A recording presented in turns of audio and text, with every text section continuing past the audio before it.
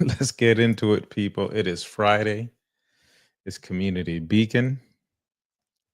I am without my co-host, Joel Simmons of the Tenacity Foundation. I know he was in, we had some logistical issues and we should have taped this earlier, but we didn't.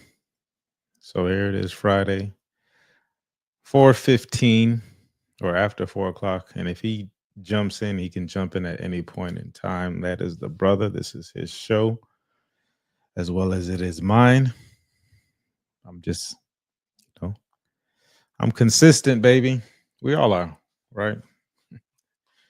Um, but we'll get into it. I'm gonna drink some water. I was thinking, and you all could bring it up. I'm not gonna too much get into it. We can talk about, certain current events. It's been a pretty eventful week.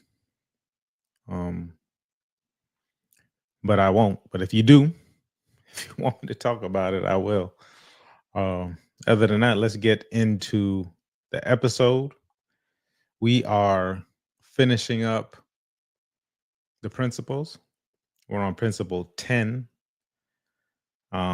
We finally arrived. And this is I want to say I was writing this one ties it all together. It ties a lot of the other principles in. Uh so this is great. I think the first principle, truth above all, is probably the most important principle of all. If we had to give it, from top to bottom, truth above all, this one is important to most people. We're talking about building something that outlives you. That's the principle. Principle says build something that outlives you. And so here's my thought process on it. I think most of us, and ultimately we're talking about legacy here. And I think most of us get legacy wrong. Like we think legacy means leaving money, right? We're hearing a lot about generational wealth. In the last 4 to 5 years, everyone's talking about generational wealth. Another thing that people think about are children, right? Your children are your legacy. And there's some truth to that. However, we find oftentimes that that's not necessarily the case. Most people can't name who their great grandfather or great grandmother is on any side. And I think we're even getting to the point where we don't even know who our grandparents are, right? So that's not it. And then maybe reputation. The thing is that most of these things, they don't stand the test of time, all within themselves, and we'll get into it. So today we're going to cut through the myths. We're going to lay the foundation. We're going to talk about what really does outlive you, and I invite you to observe this within yourself and in your family group. I'd also like, and I was going to find it and put it on here, but time ran out, is for you to go and look at the bell curve, the BD, bell distribution curve, see what average is, right? 70% of people are at least average or below average, right? So see and then we can start talking about what the average person does. Like there's not, of all the billions of people who have lived throughout time, we only talk about a certain amount of them. So when we're talking about legacy, we're going to think about some of these more important people that may have lived, or at least a story of them lives on. So we'll get into that. But I also want you to understand that most of us are just average people, right? Most of us are just average people. And chances are, if you're just consuming content, as far as the internet is concerned, because you're at the time when you can put out works, right? Like this is probably the easiest time that we know of that you can put something out and reach tens of thousands of people, which is a good, some great things are happening and some things that you wish didn't happen are happening. But you have a chance to do that, and most of us are not doing it. So when we look at the internet, when we're looking at this video, when we're looking on YouTube, whatever it is where you consume your content, most people aren't doing it, even though they have the opportunity to do it. as long as I forget what the movie was on Netflix when everything just went out, but barring total collapse, these things live through time. So this is an interesting principle because I think we have a chance, or I know you and I have a chance to make history within our own family group, resources, or just period, right? Because this stays online forever, and it could be a good thing, could be a bad thing. I would, especially with in light of recent events, think about the things that you are posting online. Think about the things that you're saying. People are going back and finding tweets from 10, 15, 20 years ago to cancel people, right? So these things live on forever in the cloud, the internets, right? So you're creating most of us, you at least you get a chance to do it. So now you can be a little bit more cognizant of what exactly I'm putting out, being more aware of when to talk. And, it seems to me like a lot of us use some emotional outbreaks. Now it makes us want to put something out. And so I want you to be aware of that, right? So be aware of that. I wasn't even going to talk about that at all, but here we are. And now let me get back to it because I posted a comment on Instagram maybe 2 or 3 days ago. And after I posted a comment, it was just some random comment, something asking for a friend. And then someone answered what I was asking from the comment. Okay, cool. Someone went up underneath them and answered something else. And for the past 3 to 4 days, these are people that don't know each other. And I get to receive the notices that they're replying to each other. They are having an argument back and forth over probably one of the most minute things, and they're insulting each other and it's going back and forth. And I just found it interesting. I'm receiving these notifications from people who answered the comments but are now arguing within my comment. I'm just like, like, how do you have time to do this? why, why does this person mean so much to you? But alas, this is where we are. All right, I digress. um Let me see where I was at because I have notes here. So what I want to do today is I'm going to cut through the myths, lay down the foundation, talk about what really does outlive us. And along the way, I'm going to show you how legacy works in my own life, from my kids to my grandparents, and even to the hat. Right? And you've seen this hat before, but it's interesting when I started writing this. Like, why do I wear this style cap? And if you're in my family, you probably know why, right? So yeah, so legacy is both big and small. It's the truth, it's the knowledge, and most importantly to me and to you, it's the demonstration. All right, let's jump into the myth. Number one, money. Money. We'll hear, and I'm not going to stay too long on these myths, but a lot of people believe that their legacy is locked up in the money. And they talk about this generational wealth, the Bell distribution curve.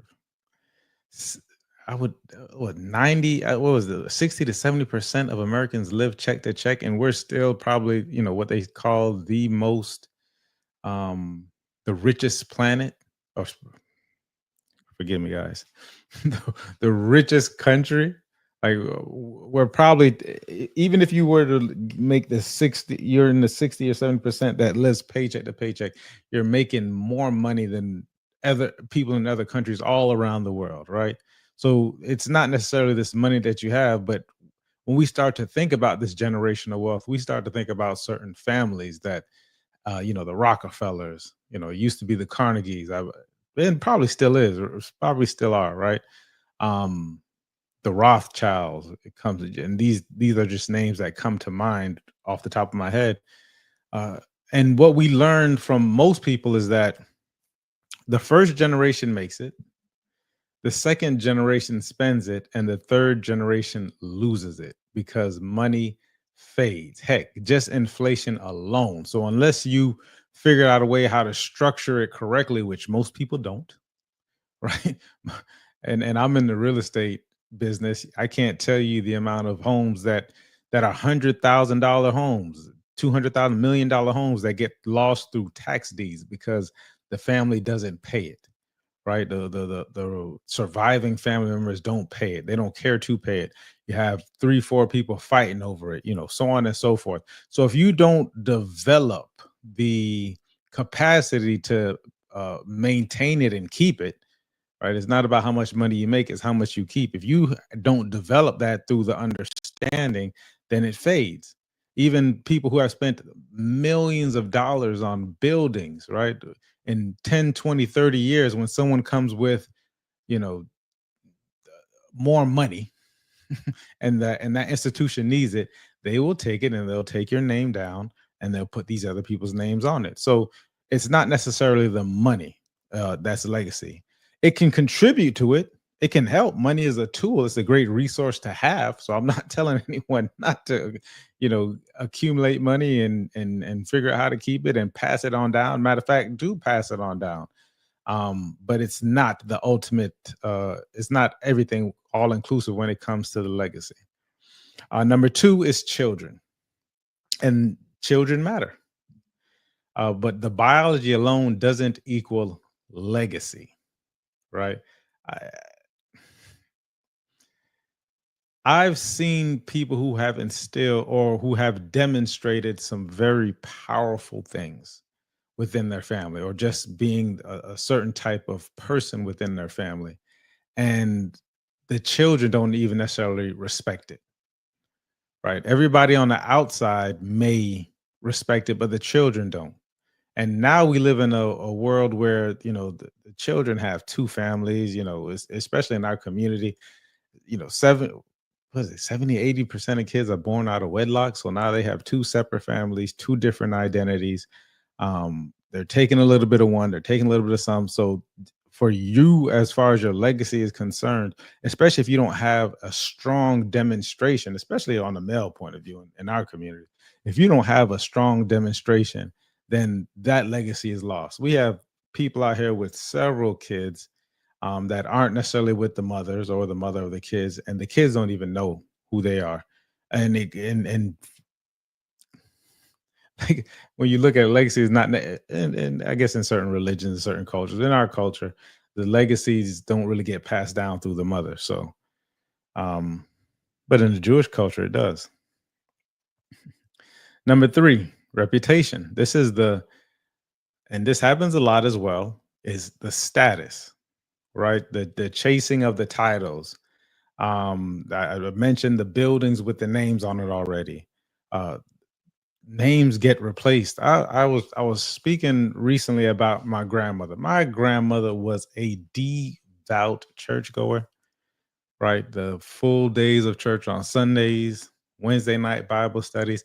Anytime church was open, chances are my grandmother would be at the church. Um, and so, lived a long life. She passed away when she was in her 80s. And maybe after the first and did well with a lot of different people. Um, but after a certain while, people don't even remember her, right? Like there's no ward named after her for the things that she did while she was at the church. And this is not against the church. Because that's a whole different conversation.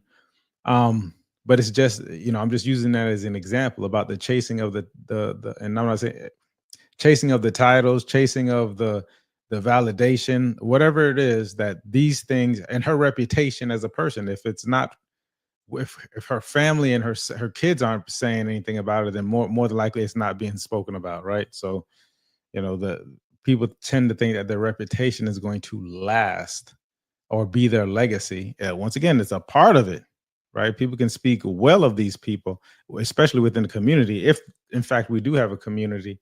But it's not, it's definitely just one of the factors. So money fades, children grow, and I'm sure each child wants to build their own reputation or build their own legacy, or I would imagine.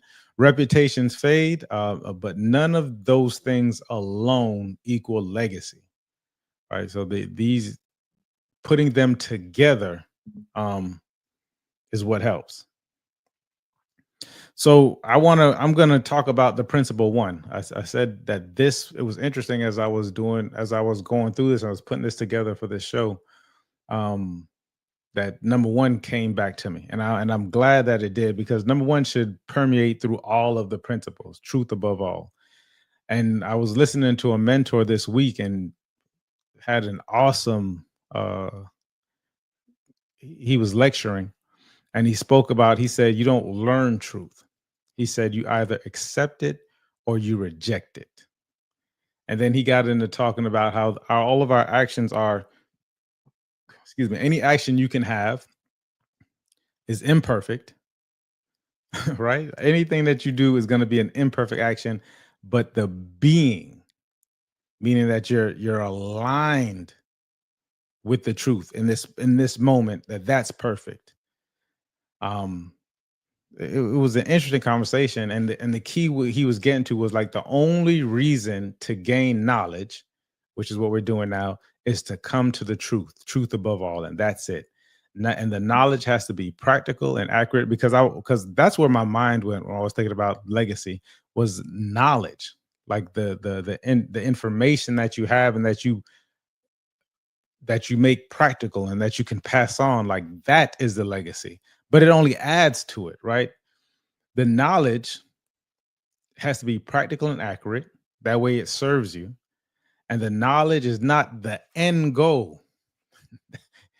This is my mentor talking about it as we're coming to as I was preparing this stuff. And I'm just like, oh, this is cold. It's the steps that bring you face to face with the truth. And in that moment, you either accept it or reject it. Because if your legacy isn't rooted in truth, it collapses. What does that mean? That means that you need to be aligned. You need to be able to keep a legacy. You have to be able to, and this is what most people don't get. You have to teach it, right? This is what you do to your kids. You'll teach your kids or attempt to instill this. You get to preach it.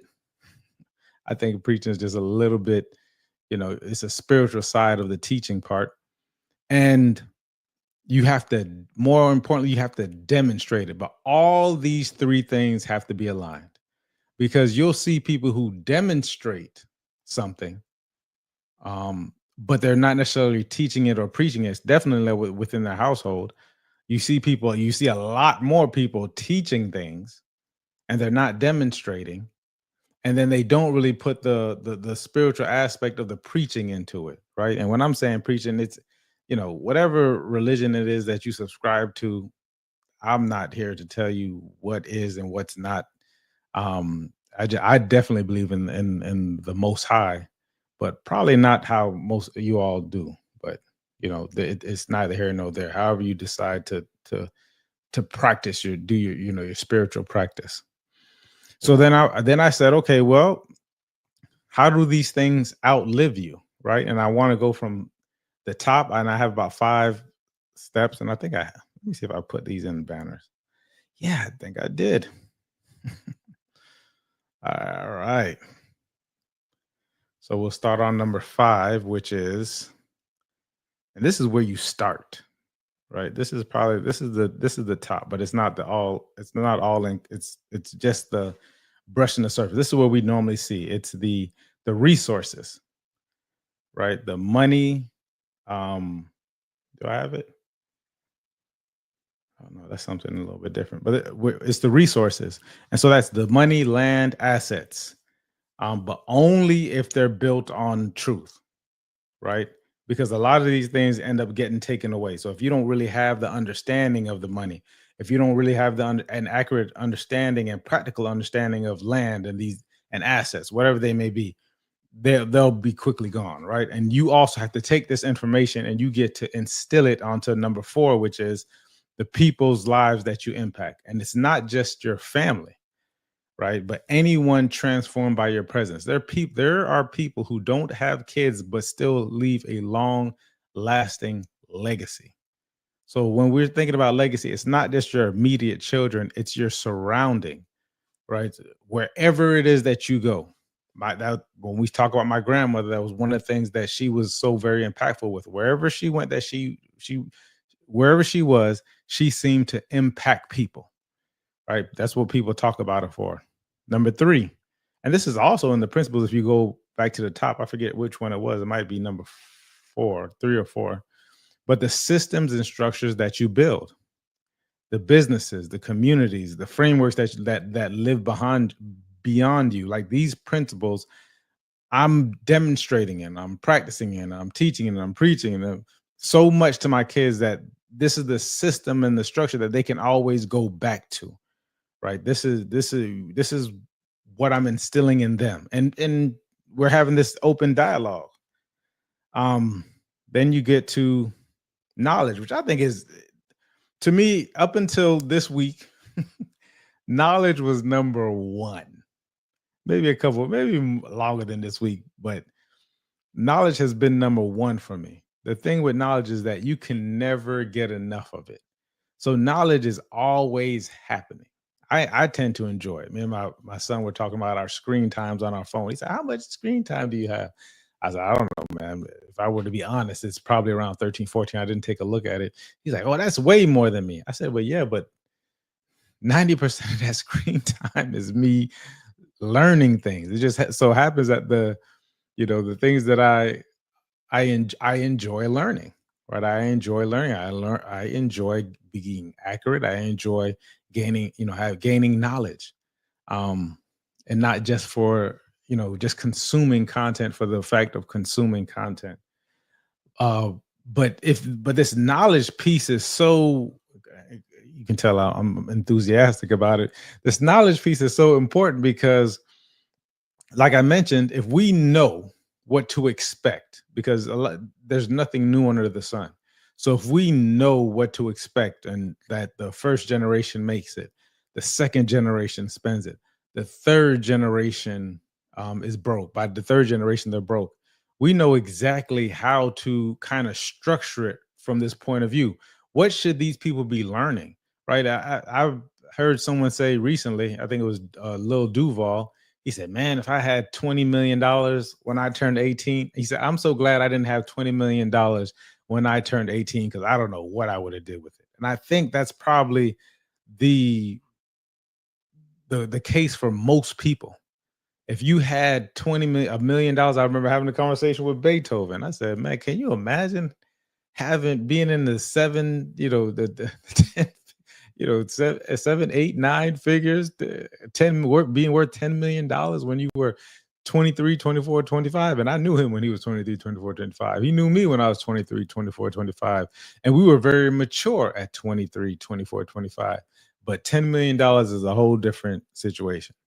It makes a huge difference to be going to certain, we used to do Memorial Day back in the day, going to the Memorial Day and being a millionaire. That's a different thought process. So we didn't really, even as mature as we were, and I would hope, right, that we were guided, but being that immature with that amount of money, without and immature because we didn't have the information, right? 15, 16 years ago, like I'm totally different person, right? On how I would spend money, what I spend it on, how I would structure it. Same thing now when I'm looking at the legacy, like it going through everything that I went through, or most of us go through, and paying attention and observing, and most importantly, learning the lesson and gaining not just the knowledge, but now the wisdom with it. It makes a total difference of how you're going to structure it for the future. I would look at a lot of these names. Right, really now you got to add our current president, the Trump name, because he's cemented that legacy in history. If you look at his father, right, a lot of people dislike him, which that's up to you. I have no issue with the guy. Yeah, I think he's funny, to be honest. Um, and a shrewd businessman. But when you look at his father, like his father wasn't that nice of a guy. Even the Koch brothers, if you hear about their father, if you hear about John Kennedy's father, like there's the Rothschilds, the elder in that one, the guy from the 1800s. I think it's I'm not going to say who I think it is, what the name is, but when you start looking at a lot of the elders in those families and seeing how strict and disciplined and organized and structured, whether you like them or not, I'm just talking about the way that they came across when you do research on them, when you read books about them, how structured they were, and not afraid. One of my principles is that if I'm not aligned to it, uh I got to get rid of it. Alignment over attachment. They weren't attached to anything. They would they would get rid of their own, certain children if they didn't abide by these rules. A lot of us aren't built for that, right? A lot of us can't turn our backs on, certain people that we're attached to if they're not aligned with us. You got to pay attention to those things, but those people who have cemented those legacies had those principles, had those rules where everything was in alignment. Alignment solidifies your legacy. And number one, is the truth, right? The truth above all. Um, I was, and I didn't get to my cap, right? Because I'm thinking I wear this cap, and there's the reason why I wear this cap is because of my grandfather, because he wore a similar style cap. These newsy, I don't, I think that's what they're called, newsy style caps. And it's interesting because a lot of us, or people who I say come up underneath him, because a lot of the people who came up underneath him aren't necessarily his kin, but he was such a powerful figure, patriarch, which you don't really get a lot of in our communities. You see a lot of the men wearing this style cap, and it just came from like, oh, we wear it because of him. So that's a way to cement his legacy, but you're not going to get a lot of that because a lot of us weren't brought up underneath, strong men like that. So I wanted to give a couple of historical demonstrations. So I'm gonna zoom out and look at some of the greats, right? Some of the people whose legacy superseded a lot. I had, for whatever reason, it's taken out of my notes, but you got to look at one of the strongest legacies you got has got to be Jesus Christ, right? Jesus Christ's legacy is cemented because he was aligned. Um, and everything that he did was based on the truth, right? This is not. I'm just looking at the history book, the culture. Probably one of the most well put together books, edited over was it 2,000 years? A book that's 2,025 years in the supposedly in the making. So you see that was built on truth, but they did edit it. So one of the things that you need in order to have a legacy, which most people won't have, that's as long lasting as that, is the ability to have powerful people who can, keep a certain narrative. All right. Um, I had a couple more, but I'm gonna leave it at that. So that's it. Principle 10, because I didn't plan on going this long, and I had a lot more on here. Uh, Money fades, title fades, even family fades if nothing's passed down.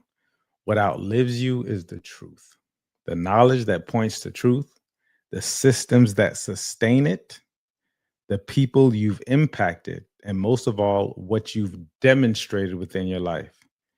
So the real question you get to ask yourself, if you're starting from, it's good to start from the end and work your way there, right?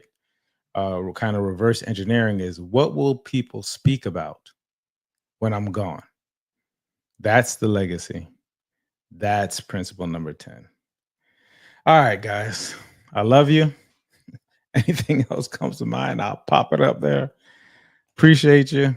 And I will see you next week. And more than likely, Joel will be here. Peace.